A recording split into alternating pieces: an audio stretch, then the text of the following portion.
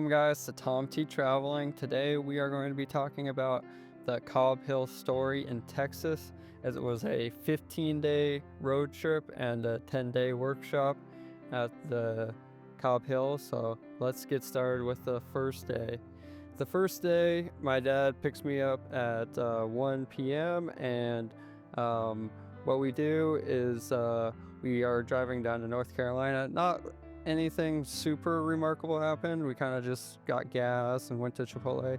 But why our first stop was in North Carolina is we were going to stay with my aunt Angela. And yeah, so when we arrived there, the house is as empty as we've ever seen it. Usually we go through like Thanksgiving or just like family events. So yeah, when it was just her there, it was a little surprising. So we were pretty hungry because it was about a 7-hour drive. So we ended up eating this lasagna from Costco. All three of us, Angela, my dad, and me, basically have never tried the lasagna before, and yeah, it was pretty good. And then she said that she would invite Aunt Mimi, that's the other aunt from North Carolina, and yeah, so I was like, oh, I'm excited to see her. But what I didn't know is that Ben was also in town, so I got to see him as well. And yeah, Ben I haven't seen in like over a year. He joined the Air Force pretty recently, and he just got done with his training in Texas. We're also going to Texas on the road trip, but he was in a different part of Texas. But yeah, so I was pretty excited to see him.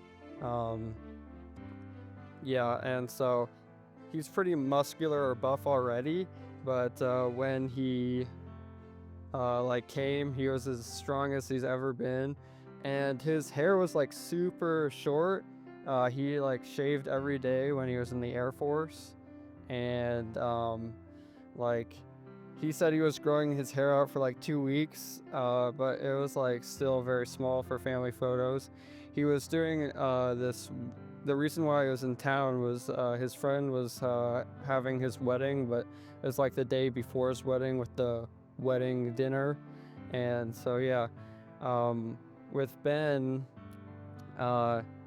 his Air Force experience, he didn't say it was too terrible, but there was a couple of times where he had to stay up at like 3 to 6 a.m. to make sure like everybody was on schedule. And but the coolest part for him was probably trying like all these like guns, and he's already had some like hunting experience and stuff, so he was pretty good at it, and he got like a ribbon for it. So yeah, that kind of wraps up the story with my aunt in North Carolina. We just go to bed, we say bye to her at around 9 a.m. and we get on to the road trip. And so we end up going to Georgia next, and with the Georgia thing is he got like 100 of these at each rest stop. There was, I forgot the North Carolina one, but with the North Carolina one, there was like this business economic report, and that was pretty cool. But he was just grabbing every restaurant we went to. He literally got a whole suitcase worth of them, and it was crazy. So with Georgia in mind, what we did is we went to this Asian fusion place, and the prices were a lot cheaper than like Northern Virginia area. It was like $10 for a whole meal. You got like soup, you got like your entree, like beef and rice and all that stuff, and it was really nice service too. And so then we're going to Jackson, Mississippi. Mississippi was like a state I've never been to, so it was quite exciting. I've been now as of this trip, I'm pretty sure I've been to 41 states, so I've done a lot of road tripping, and so yeah. And so We were debating on staying in Alabama or Mississippi. We chose Jackson, Mississippi. He kind of convinced me. We played some Uptown Funk, and he's like, "Yeah, we gotta stay in Jackson, Mississippi." And so we end up driving there, and we drive to the city spot, like we put in the city for the GPS. And so we got to see a preview of the fair, and we're like, wow, our hotel is so close to the fair. And then we realized that we didn't actually put the hotel address in. And so yeah, we get there kind of late, we go to sleep, and then now we're driving to East Texas. It's for the workshop. It's in Hugh Springs, and we didn't really know how many people were there. And we're like, it could. My dad was saying it could just be us, but yeah, there was 9 people there, and I mean, it was pretty awesome. The first day we were in such a rush, though. We got these burgers in Louisiana. It was this country shop in the middle of nowhere, and since all the food was going to be vegetarian, my dad prepared some beef jerky. We got some at the place, but the place took a long time, and we thought we had the first of class or workshop was starting at 4 o'clock, so my dad was rushing there. I mean, it was dotted lines, but we ended up passing this guy. His name was Chad, and he was also going to the workshop as well. And so we were kind of some of the first people there, and there was all these tent campsites, and yeah, the one that usually the staff take was open, so it was really close to everything, so we ended up taking that. We had this tent that we'd never have set up before, and I mean, it's the biggest tent I've probably ever stayed at, and it was nice. It wasn't on the ground camping. We had cots, so we were set up for the 10 days. And so yeah, we meet this one instructor, and he was super oh yeah, that's the best camping spot, so that made us feel good. And yeah, so the main instructor was Kat. She actually has her own book, and yeah, that's the first part. And then there was this person named Yogita, and she was the cook. And with the cook, she was all vegetarian, but we had the bread on the first day, and it was really good. It was European bread, if you've ever had it. It was all handmade and stuff, and yeah, that kind of made it so the meals were we could handle all the meals pretty well, and the meals were also pretty well prepared. So we get all set up. It was more of a chill day that first day. We were all we're gonna be late and all this stuff, but it ended up being nice. And then the second day, pretty much everybody arrived. There was 2 people who didn't arrive yet, and so I got to meet more people. There was the Chad, of course, from the car, and then there was Edwin, who was this guy who was a military veteran, so he got a discount. He saw one video on cob making. He's oh, it's clay, it's sand, let's do it. So he just went up there, and my dad, he spent 10 years researching this stuff, so it was a little bit different. But yeah, he just he owns this fiber optic cable business in Texas. He was the guy who I got along with the best there, and he was a really cool guy. And then Chad was more of this stoic guy. He kind of had philosophies tattooed all over him, and but he had really good energy and really good frequency. And then there was this mom named Katie. She was a young mother, and she was gonna go by herself, but then her aunt ended up coming with her. She was on the phone with her, and she's like, "Oh, what are you doing right now?" She's like, I'm going to go to the Cobb Hill Natural Building," and she's like, "Well, I want to come too." So they end up coming as well, and she was quite the character. She had a lot of energy, and she was pretty silly, and yeah.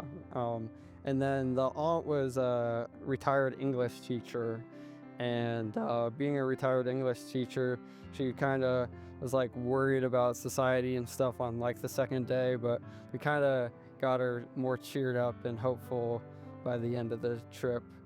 And so yeah, it was a good second day. I was like a little bit like, I don't want to get dirty, so I was trying to wear gloves and stuff on the second day, and people are like, "No, that's not how you do the cob." We make these cob balls. We're like throwing them to people to build up the structure. Yeah, that's me and my dad. We're building up the structure right there, and like it was already halfway like done by the time we got there, so we were like finishing up a build, but we still got to learn a lot.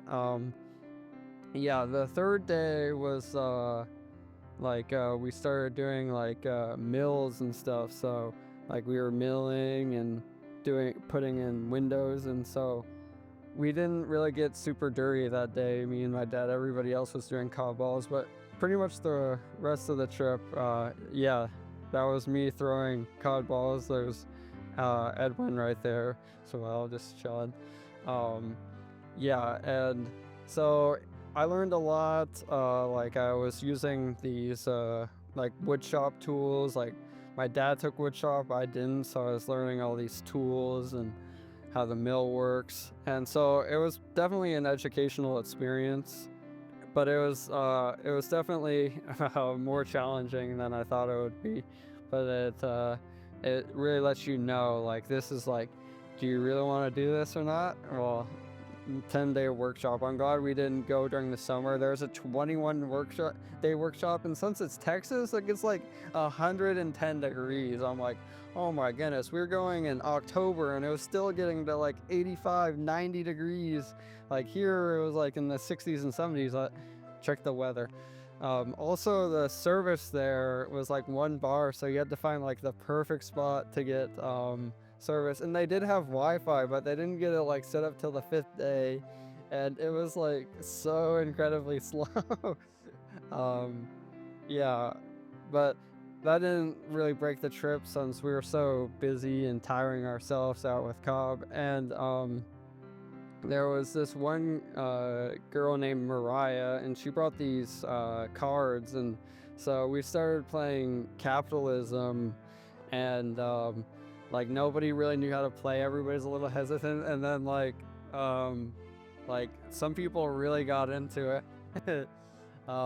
I mean, I've loved capitalism. I did that in Boy Scouts and stuff, but like it was interesting seeing how they would go about it, and yeah, it was pretty fun. So after that, like we played some pickleball as well. Yogita was a big pickleball fan. Like my uncle, like he introduced me into pickleball, and like he plays it all the time. And at one point I was getting better than him. He didn't like that so much, but yeah. We'll go back to my uncle and another part of the story. And so then day 4 happened.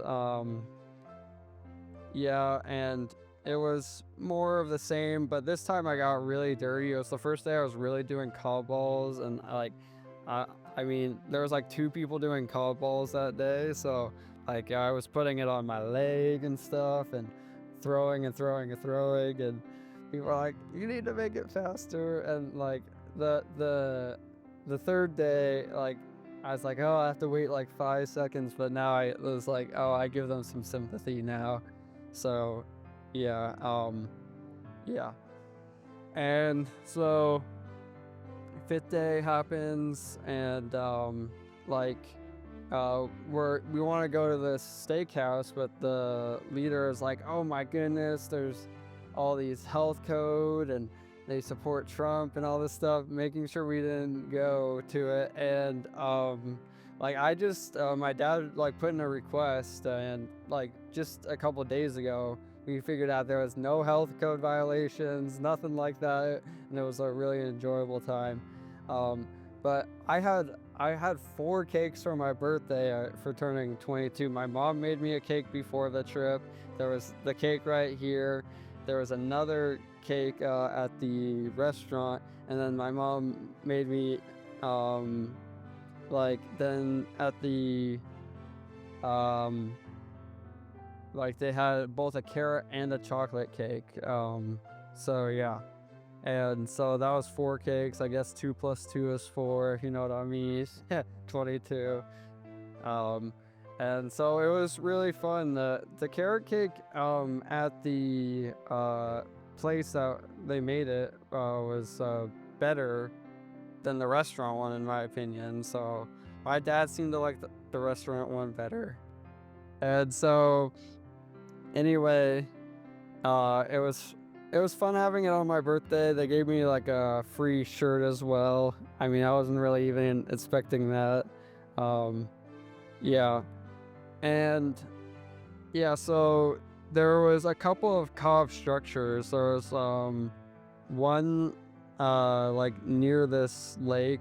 I don't exactly remember what it's called. So like they've had it going on for a couple years now, but the instructor's house was like a full-blown house, had electricity and plumbing and all that. And when you see that, you're like, oh yeah, I could build a house for $10,000. Let's do it. But then you see the other ones and you're like, oh, well, I mean, you could still live in it, but it's a lot less done or finished. But yeah, I had a really good time at the trip. Yeah, we kind of wrapped things up, and we were so close to finishing the building, but we couldn't quite do it on day 10. But it was still really enjoyable, and I'm surprised we got as far as we did, because like they got halfway done in 21 days, but they were doing like the flooring and stuff, which the flooring is like gravel and digging up and all that, so that could take 10 days alone. And I feel like the workshop we learned like so many different things. I can't say I haven't been to any of the other workshops, but I feel like we did a lot more than what a normal workshop would do. Yeah. So then we had an idea for the road trip on the way back to go to Texarkana, and like it's one of my uncle's favorite words for some reason, turkey burger and Texarkana. So we came together, me and my dad were like, okay, we gotta find a place with turkey burgers. So I checked like 3 different websites, and the 3rd website actually has turkey burgers, and there it is. Yeah. Going to Texarkana and having turkey burgers. We had to show the video and everything. He absolutely loved it. Yeah. And the turkey burgers weren't even that bad. I mean, I've had some bad turkey burgers. Those ones were not bad. I mean, I prefer a normal burger, but still, I was happily surprised. So then we're going to Arkansas. We stop at the rest center, and he just, once again, he's picking up all the things, like all the pamphlets and stuff, and I'm like, oh my goodness, Dad, this is ridiculous. But there wasn't really much in Arkansas. Like it was, I mean, I kind of just slept most of that trip. But the exciting part is when we got to Tennessee. We were going to Gatlinburg, and here's me, first time on a mountain coaster. I've been on many roller coasters before, but a mountain coaster is a little bit different. You're kind of just by yourself. And I was looking at all of the pictures, like they show you the speed of it, and I had like I was tied for like the fastest speed out of like all the 50 pictures. So, I mean, I pushed it to the top of where you could go. Yeah, and so we go to this place in Gatlinburg. The hotel is in a good spot. Like it's like there's this loop in the Great Smoky Mountains, and it has like a couple of places you can go to. So the first day was kind of more of a drive day. We're trying to do this one loop that was like 3 miles, but there's only 17 parking spots, and it being the most visited park, it was crazy. I was like, it's a Wednesday, what's going on? A Wednesday and there's like 100 cars in this park. It's not even like the main part. When we went to the visitor center, there was like people parking all over the grass and stuff, like where it says not to park. Like they didn't care. They're like, we need to get our parking pass and figure out where to go. So yeah. And with the Tennessee in Gatlinburg, there was all these like attractions and stuff, and it felt like an amusement park, but everything was like separated, like more spaced out. And yeah, so yeah, I definitely enjoyed the mountain coaster, and we also had these burgers as well. This like burger and wings place, and my dad let me get like the combo where you get both, so you get a burger and you get like 4 wings. I had an earlier wing experience where I was trying to like do this food challenge. 10 hot wings, I could only do 2.5. My face was so red and I threw up. It wasn't great. So, and I was like, let's not do the hottest wings. So I got the hot wings. There was like mild hot. So it was like 3 peppers. And there's like 5, so I was like, we'll stay away from the 4 and 5 peppers.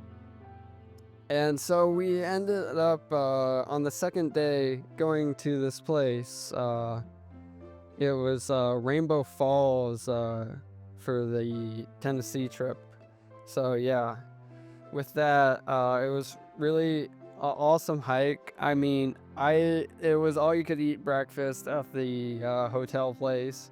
And I was like, the first half of mile, I'm like, I'm still digesting breakfast. But I mean, very beautiful scenes. And yeah, these are some really good pictures of me and my dad at the park. And it was just very, very awesome. It was around like almost 6 miles, since we had to go to a farther parking spot for the trip. But I mean, I'm glad we did it. It kind of wiped us both out. But I mean, it was awesome. Yeah. And I'm like, if I'm gonna go there again, you need more time. There's so many trails and so many things to do. Maybe even see the North Carolina side. We only went through the Tennessee side, and so we just drive back to my mom's place. But then there's so much traffic coming up. It's not good. But there's this Virginia for Lovers. You see, this is full of pamphlets. Like, that was every rest stop. It's just full of them. And I'm like, we live in Virginia, Dad. Do we need all these pamphlets for Virginia? And he's like, yeah, yes, we do. We might want to put it in like a vision board or something. I'm like, okay, that's not too bad of an idea. But on the way there, there was traffic on I-81. It just was crazy. It was like construction, car crash, then another car crash. I was like, what is going on this road? And so it really delayed us. Also, we went to Buc-ee's. We actually went on 4 Buc-ee's in the trip, but they're pretty much all the same place. So, yeah. But we went to the only one in Virginia, and I mean, like, basically it's just like if Costco was a gas station, it would be Buc-ee's. I mean, you don't need a membership or anything, but it's just so big. There's a lot of things. They have their clean bathrooms and stuff. And Also, it seems like they pay their employees pretty well. They have like bonus pays and stuff. So, I mean, it was a nice place. We got these like brisket. I got this brisket sandwich, and I mean, it's all right. I mean, it was better than probably like a normal gas station, but I wouldn't say it's like the best ever or whatever. But yeah, but also they have like jerky there, but it's like $30 a pound. I'm like, oh man, I like jerky, but not for $30 a pound. um, and yeah, it was a really awesome trip. Um, after that, and yeah, after we went to Bucky's, I just went right to my mom's house. It was pretty late. My mom actually woke up like like I was there for like 20 minutes. It's already like 9:30. She woke up at 9:50 and she had all this energy all of a sudden. She's like, "Oh my goodness, you're back." And um, like I just got done with the shower and she's like, "You should have waken me up right away." And I'm like, "I would have smelled bad. I didn't know what to do." But yeah, it was a great trip overall. I really enjoyed all the places I stayed. And I got to go to a couple of states I've never been to, and I made like I got pretty much everybody's phone number, so made some friends along the way, and yeah, that's my travel story, 15-day road trip. This is Tom T Talks, and I'm out. Come on, let's build and draw and care. See, we can touch and taste and share. Your reward for taking care of them is you get to eat them. Come on, we can find all these gifts and more. It's our nature. Explore. Growing bodies and minds grow better when they connect with nature every day. Help the children in your life get out and grow. Visit Nature Explorer at arborday.org.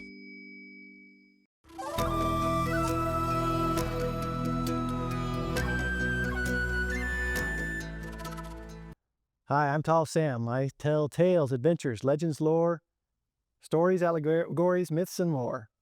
Today, I'm going to be telling parts 1 through 3 of the stories in this book, The Heroes or Greek Fairy Tales for My Children, by Charles Kingsley. Once upon a time, there were two princes who were twins. Their names were Acrisius and Pridas, and they lived in the pleasant vale of Argos, far away in Hellas. They had fruitful meadows and vineyards, sheep and oxen, great herds of horses, feeding down in Linafen, and all that men could need to make them blessed. And yet they were wretched, because they were jealous of each other. From a moment they were born, they began to quarrel. And when they grew up, each tried to take away the other's share of the kingdom and keep all for himself. So first, Acrisius drove out Pridas, and he went across the seas, and brought home a foreign princess for his wife, and foreign warriors to help him, who were called Cyclops, and drove out Acrisius in his turn. And then they fought a long while up and down the land, till the quarrel was settled, and Acrisius took Argos, and one half the land, and Pridas took Tyrus, and the other half. And Pridas and Cyclops built around Tyrus great walls of unhewn stone, which are standing to this day. And there came a prophet to that hard-hearted Acrisius, and prophesied against him, and said, "Because you have risen up against your own blood shall rise up against you, because you have sinned against your kindred. By your kindred shall you be punished. Your daughter Danae shall bear a son, and by that son's hand you shall die. So the gods have ordained, and it will surely come to pass." And at that Acrisius was very much afraid, but he had not mended his ways. He had been cruel to his own family, and instead of repenting and being kind to them, he went on to be more cruel than ever. For he shut up his fair daughter Danae in a cavern underground, lined with brass, that no one might come near her. So he fancied himself more cunning than the gods, but you will see presently whether he was able to escape them. Now it came to pass that in time Danae bore a son, so beautiful a babe that Any but King Acrisius would have had pity on it. But he had no pity, for he took Danae and her babe down to the seashore and put them into a great chest and thrust them out to sea, for the winds and the waves to carry them whithersoever they would. The northwest wind blew freshly out of the blue mountains and down the pleasant vale of Argos and away and out to sea, and away and out to sea. Before it floated the mother and her babe, while all who watched them wept, save that cruel father, King Acrisius. So they floated on, and the chest danced up and down on the billows, and the baby slept upon its mother's breast. But the poor mother could not sleep, but she watched and wept. And she sang to her baby as they floated, and the song which she sang, you shall learn yourself someday. And now they're past the last blue headland, and in the open sea. There's nothing round them but the waves, and the sky, and the wind. But the waves are gentle, and the sky is clear, and the breeze is tender and low. For these are the days when Halcyon and Ceyx built their nests, and no storms ever ruffled the pleasant summer sea. And who were Halcyon and Ceyx? You shall hear while the chest floats on. Halcyon was a fairy maiden, the daughter of the beach and of the wind, and she loved a sailor boy and married him, and none on earth were as happy as they. But at last Ceyx was wrecked, and before he could swim to the shore, the billows swallowed him up, and Halcyon saw him drowning, and leapt into the sea to him, but in vain. Then the immortals took pity on them both, and changed them into two fair seabirds. And now they build a floating nest every year, and sail up and down happily forever upon the pleasant seas of Greece.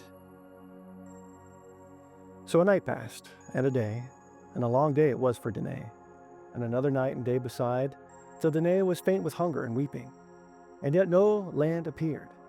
And all the while the babe slept quietly, and at last poor Danae dropped her head, and fell asleep likewise with her cheek against the babe's. After a while she was awakened suddenly, for the chest was jarring and grinding, and the air was full of sound. She looked up, and over her head were mighty cliffs, all red in the setting sun, and around her brooks and breakers, flying flakes of foam. She clasped her hands together, and shrieked aloud for help. And when she cried, help met her. For now there came over the rocks a tall and stately man, and looked down wondering upon poor Danae, tossing about in the chest among the waves. He wore a rough cloak of frieze, and on his head a broad hat to shade his face.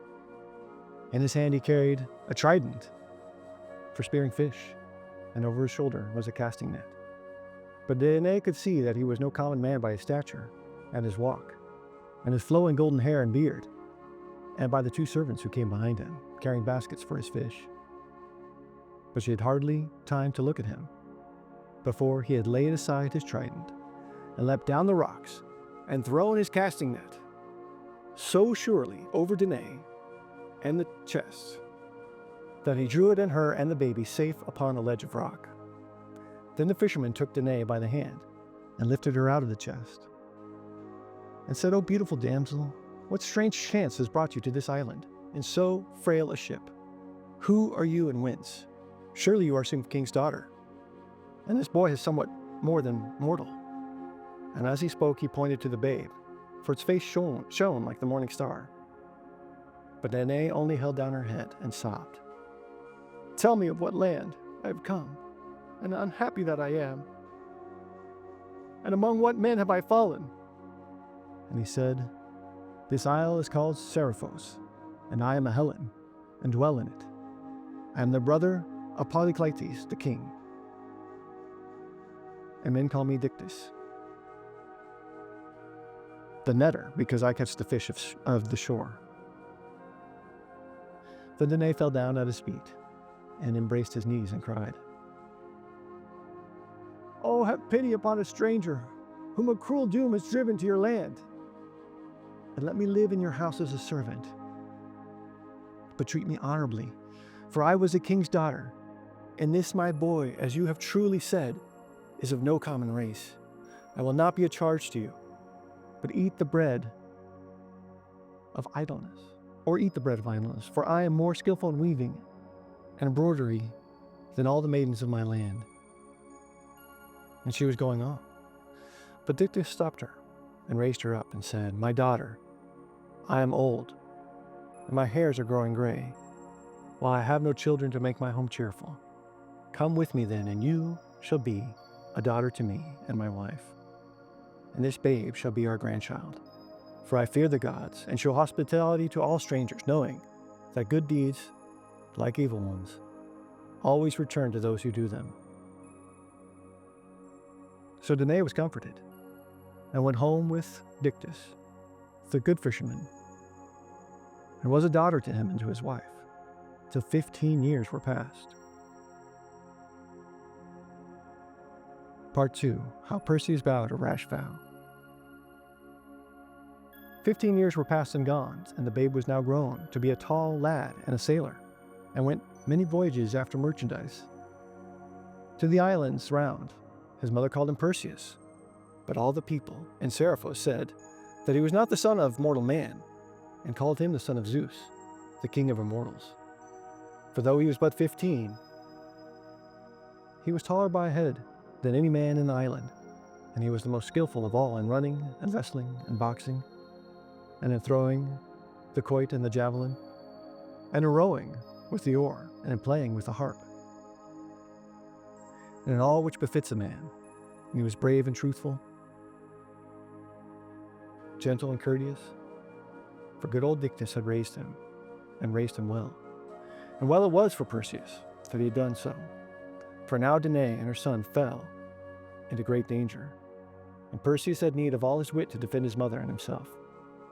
I said that Dictys' brother was Polydectes, king of the island. He was not a righteous man like Dictys, but greedy and cunning and cruel. And when he saw fair Danae, he wanted to marry her, but she would not, for she did not love them, and cared for no one but her boy and her boy's father, whom she never hoped to see again. At last Polydectes became furious, and while Perseus was away at sea, he took poor Danae away from Dictys, saying, If you will not be my wife, you shall be my slave. So Danae was made a slave, and had to fetch water from the well, and grind in the mill, and perhaps was beaten, and wore a heavy chain, because she would not marry that cruel king. But Perseus was far away over the seas. Far away over the seas in the Isle of Samos, little thinking how his mother was languishing in grief.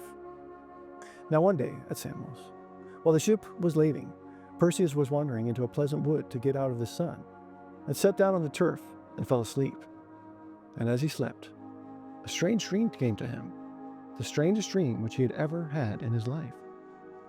There came a lady to him through the wood, taller than he, or any mortal man, but beautiful exceedingly, with gray eyes, clear and piercing, but strangely soft and mild. On her head was a helmet, and in her hand a spear, and over her shoulder, above her long blue robes, hung a goat skin, which bore up a mighty shield of brass, polished like a mirror.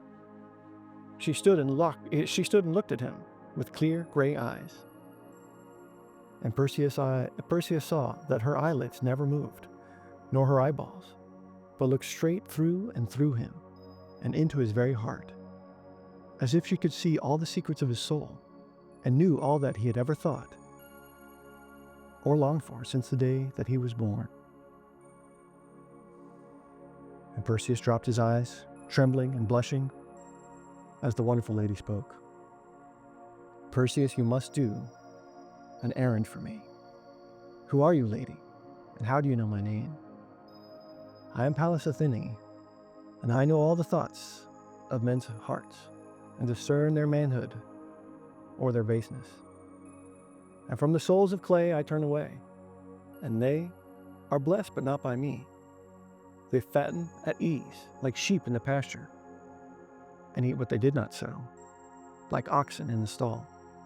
They grow and spread, like the gourd along the ground, but like the gourd, to give no shade to the traveler.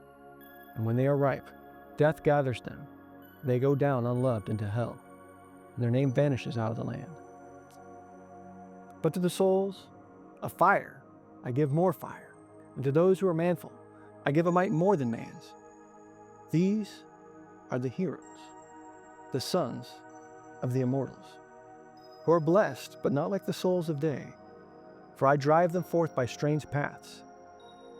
Perseus, that they might find the Titans and the monsters, the enemies of gods and men.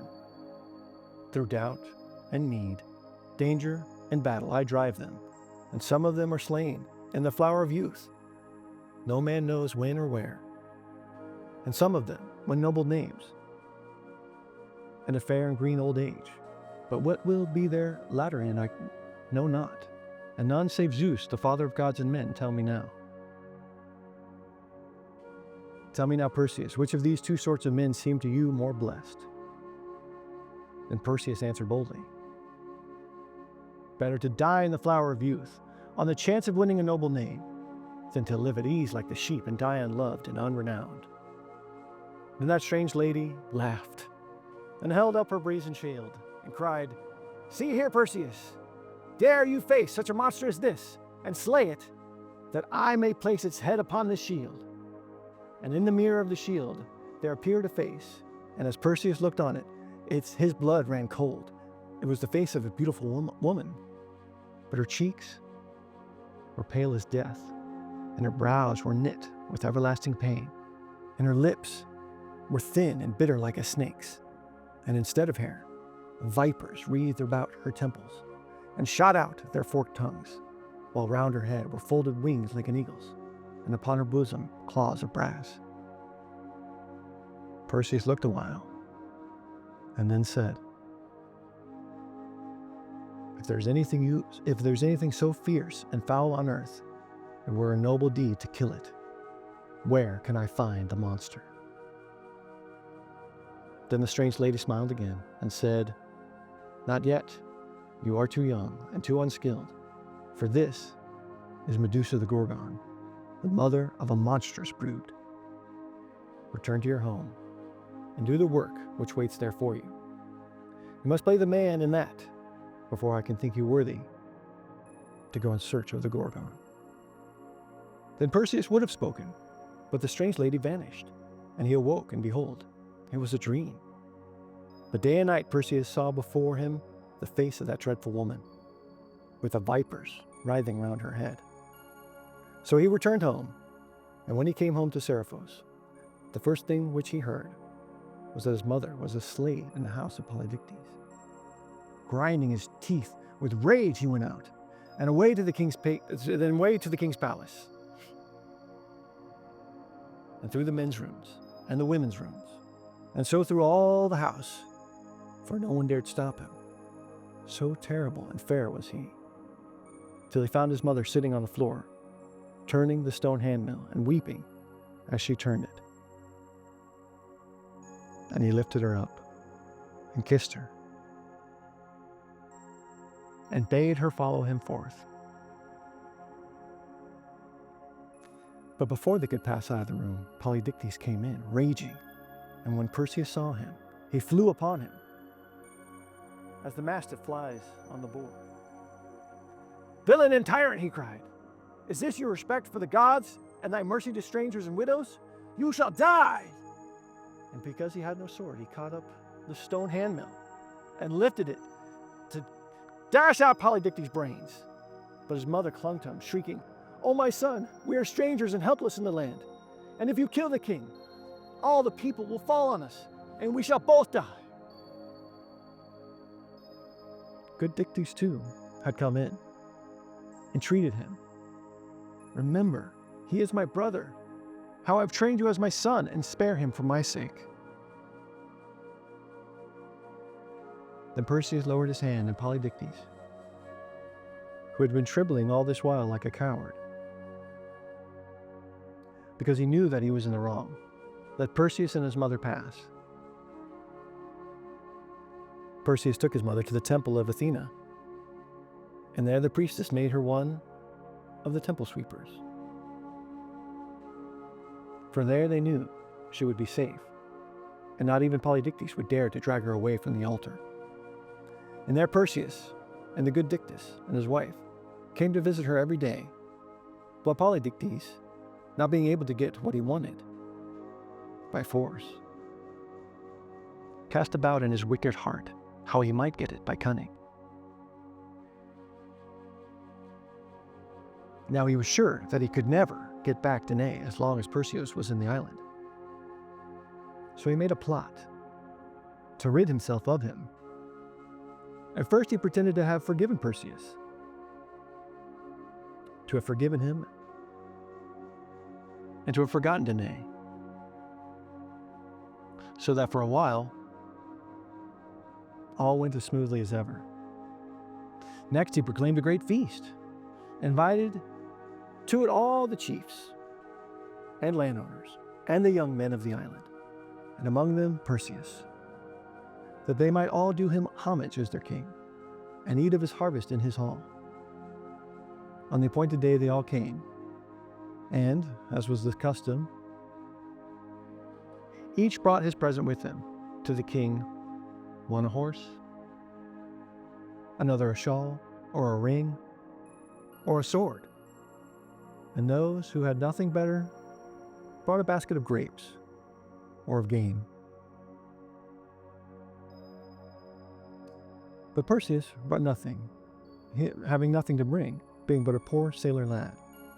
He was ashamed, however, to go into the king's presence without a gift, and he was too proud to ask Dictys to lend him one. So he stood at the door sorrowfully, watching the rich men go in. His face grew very red as they pointed at him and smiled and whispered, "What has a foundling to give?" Now this is what Polydictes wanted. And as soon as he heard that Perseus stood without, he bade them bring him in and asked him scornfully before them all, "Am I not your king, Perseus? And have I not invited you to my feast? Where is your present then?"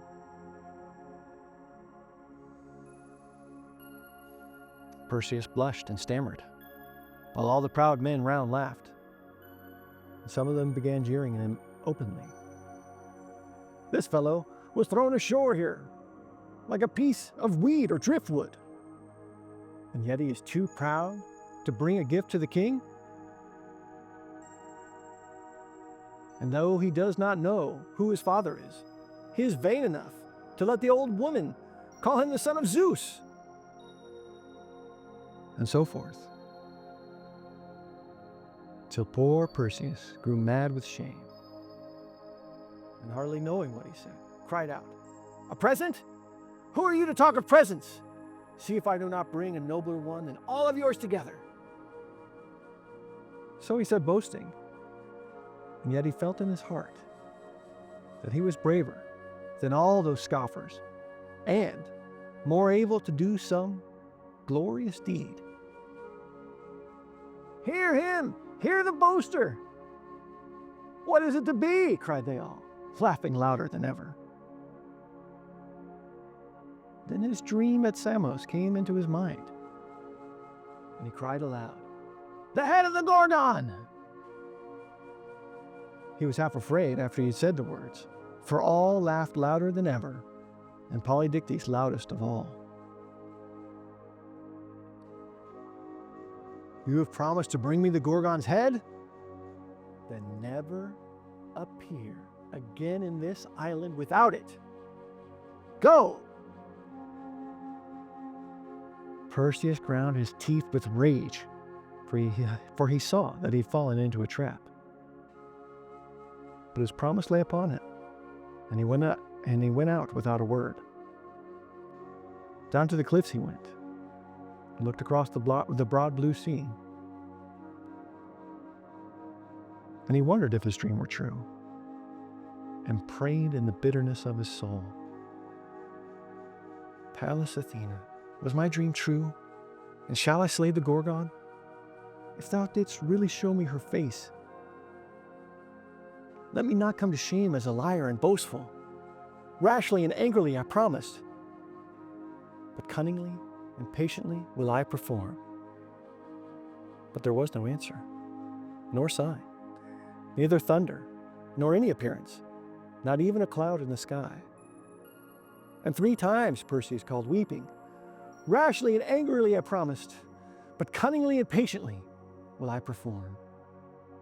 Then he saw far off above the sea a small white cloud, as bright as silver, and it came on nearer and nearer, till its brightness dazzled his eyes. Perseus wondered at that strange cloud, for there was no other cloud all round the sky. And he trembled as it touched the cliff below. And as it touched, it broke and parted. And within it appeared Pallas Athena, as he had seen her at Samos in his dream. And beside her a young man more than light-limbed than the stag, whose eyes were like sparks of fire. By his side was a scimitar of diamond, all of one clear precious stone. And on his feet were golden sandals, from the heels of which grew living wings. They looked upon Perseus keenly, and yet they never moved their eyes. And they came upon the cliffs towards him more swiftly than the seagull, and yet they never moved their feet, nor did the breeze stir the robes about their limbs. Only the wings of the youth's sandals quivered, like a hawk when he hangs above the cliff. And Perseus fell down and worshipped, for he knew that they were more than man. But Athena stood before him and spake gently, and bid him have no fear. Then, Perseus, she said, he who overcomes in one trial merits thereby a sharper trial still. You have braved Polydectes and done manfully. Dare you brave Medusa the Gorgon? And Perseus said, try me. For since you spoke to me in Samos, a new soul has come into my breast, and I should be ashamed not to dare anything which I can do. Show me then how I can do this. Perseus, said Athena, think well before you attempt, for this deed requires a 7 years' journey, in which you cannot repent or turn back nor escape. But if your heart fails you, you must die in the unshapen land, where no man will ever find your bones. Better so than live here useless and despised, said Perseus. Tell me then, oh tell me, fair and wise goddess, of your great kindness and condescension, how can I do but this one thing, and then if need be die? Then Athena smiled and said, be patient and listen, for if you forget my words, you will indeed die. You must go northward to the country of the Hyperboreans and live beyond the pole, at the sources of the cold north wind, till you find the 3 gray sisters, who have but one eye and one tooth between them. You must ask them the way to the nymphs, the daughter of the evening star, who dance about the golden tree in the Atlantic island of the west. They will tell you the way to the Gorgon, that you may slay her, my enemy, the mother of monstrous beasts. Once she was a maiden as beautiful as morn, till in her pride she sinned a sin at which the sun hid his face. And from that day her hair was turned to vipers, and her hands to eagle's claws, and her heart was filled with shame and rage, and her lips with bitter venom, and her eyes became so terrible that whosoever looks on them is turned to stone. And her children are the winged horses, and the giant of the golden sword, and her grandchildren are Echidna, the witch Agner, and Geryon, the 3-headed tyrant, who feeds his herds besides the herds of hell. So she became the sister of the Gorgons. Stheno and Uriel, the abhorred, the daughters of the queen of the sea. Touch them not, for they are immortal, but bring me only Medusa's head. And I will bring it, said Perseus. But how am I to escape her eyes? Will she not freeze me, too, into stone? "You shall take this polished shield," said Athena, "and when you come near, look not at her herself, but at her image in the brass, so you may strike her safely. And when you have struck off her head, wrap it, with your face turned away, in the folds of the goatskin on which the shield hangs, the hide of Amalthea, the nurse of Aegis holder. So you will bring it safely back to me, and win to yourself renown, and a place among the heroes who feast with the immortals upon the peak where no winds blow." Then Perseus said, "I will go, though I die in going. But how shall I cross the seas without a ship? And who will show me my way? And when I find her, how shall I slay her? And if her scales be iron and brass?" Then the young man spoke, "These sandals of mine will bear you across the seas, and over a hill and dale like a bird, as they bear me all day long, for I am Hermes, the far-famed Argus slayer, the messenger of the immortals who dwell on Olympus."